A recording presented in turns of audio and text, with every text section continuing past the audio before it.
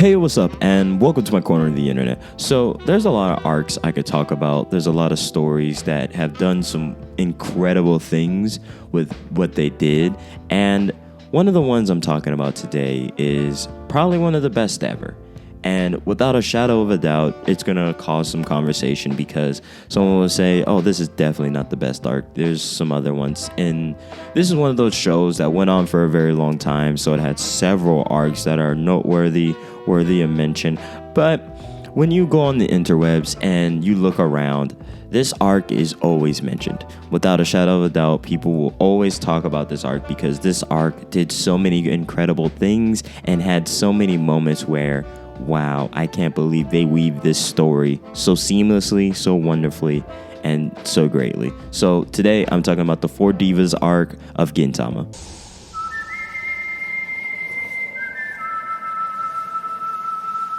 By no stretch of the imagination, most of you know that Gintama is my favorite anime of all time. Without any question, Gintama is still number one for me. No one will probably ever move it out of its spot. I'm literally like rewatching it at the moment.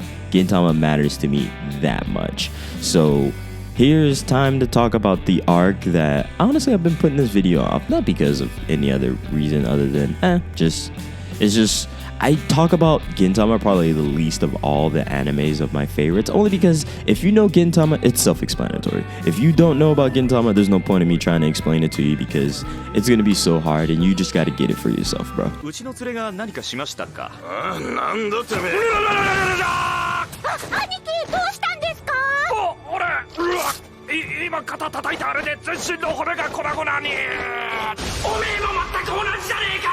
The Four Divas arc, what it did is, I guess what I'm starting to realize from some of the greatest arcs is the way they have so much movement from so many different sides of the arc.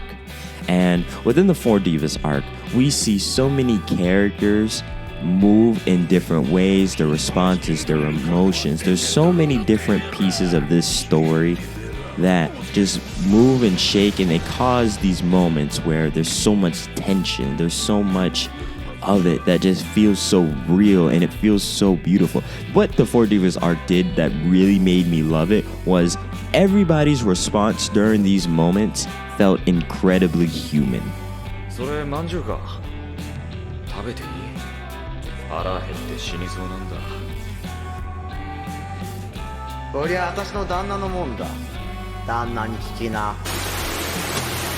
What I think the Four Divas arc did better than so many of its other arcs within Gintama is we got a clear understanding of everyone's motivation. The story didn't necessarily have to spell everything out, and we were so interested in some of the dichotomy between some of the characters, the opposition of choice between one character, let's just say Gintoki versus like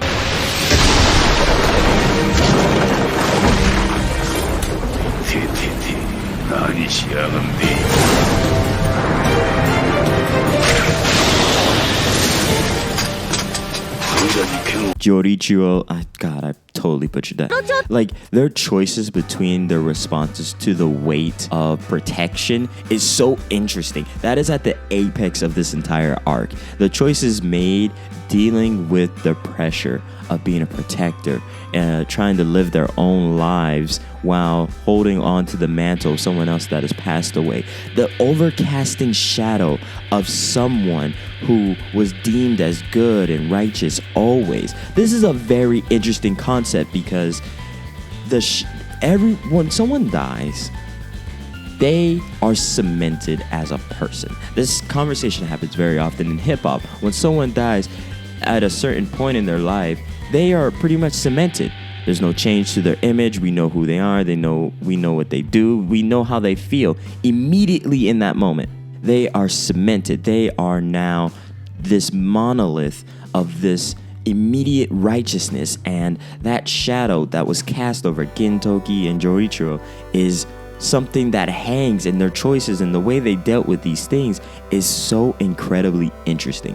It felt like we were watching two people make the same choices but in different ways. And it's interesting to understand that as people, most people do make these choices differently. 国道じゃねえし、射程なんて取るつもりもねえし、さっさと帰れって言ったぜ、このドチンピラ子が。噂兄貴ならきっと暗黒街のボスになれますよ。暗黒面に落ちましょうぜ兄貴。俺がいつダース・ベイダーになりたいっつったよ。And then we also have a character that is just missing her father. She wants her father back. She wants to destroy the very thing that's causing turmoil for her father. And it's incredible to see this moment where we're understanding an evil character perfectly. Like, there is no qualms, there's no misunderstanding about her motivations, her ideas, and the way her way of going about things, the ruthlessness of this villain of this arc is so understandable, and also the betrayal, the understanding of the dynamics of the four divas. There's so many interesting ways of how this arc went down that it's unbelievable that like most people don't know about this arc, because this has to go down in the top 10 to top 20 arcs ever made. Like, Gintama did so well writing its characters. There's so many studies you could do about how each character moved and shaped within this arc.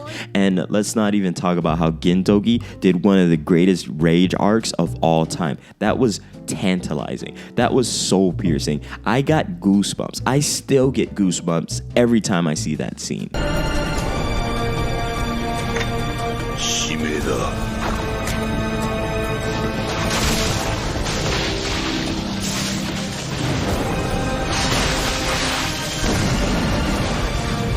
And at the apex of all of this is the understanding that everyone is just protecting their normal way of life. Everyone is just trying to protect the life that brings them the most joy during basically dealing with the Yato, dealing with the changes within their immediate surroundings.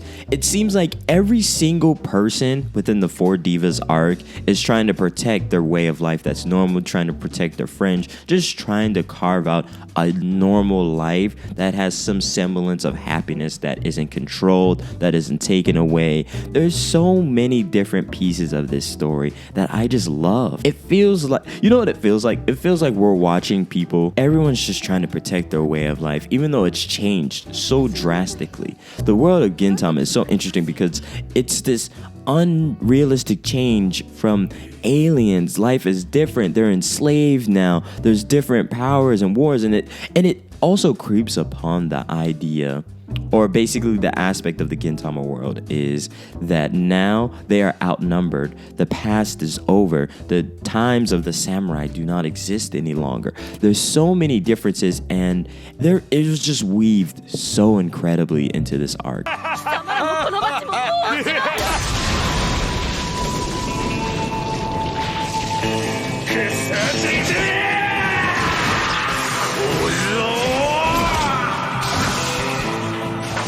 Like, the Four Divas arc, without a shadow of a doubt, is one of my favorites because there was so much culmination within the Gintama story that brought us to this point where I feel like I understand some of the reasoning. All these characters have their rhyme or reason, and the fights had so much weight. I know I talk about weight a lot, and this is definitely an aspect I'm going to explore more because I feel like I now speak about the responsibility of storytelling and the weight that characters feel that makes me love them so much and love their choices, and makes me love how we're in a medium where they are able to explore so many aspects of human choice.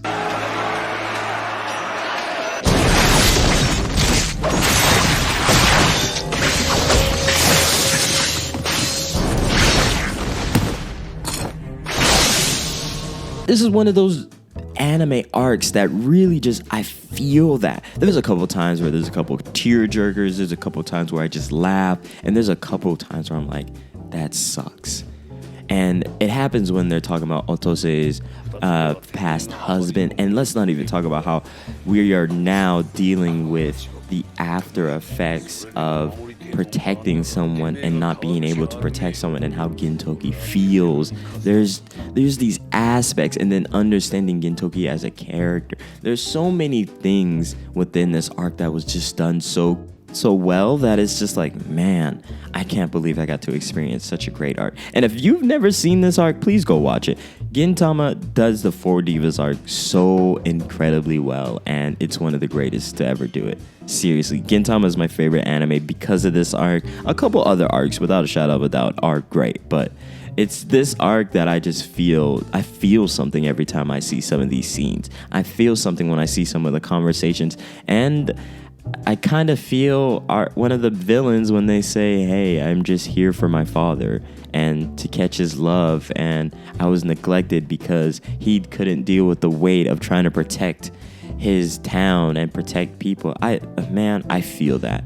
I feel that. This, oh God, it just catches me in my feelings because I just understand. And I feel like these are honest things that I've actually seen in my own real life. And Gintama does something that a lot of anime fail to do.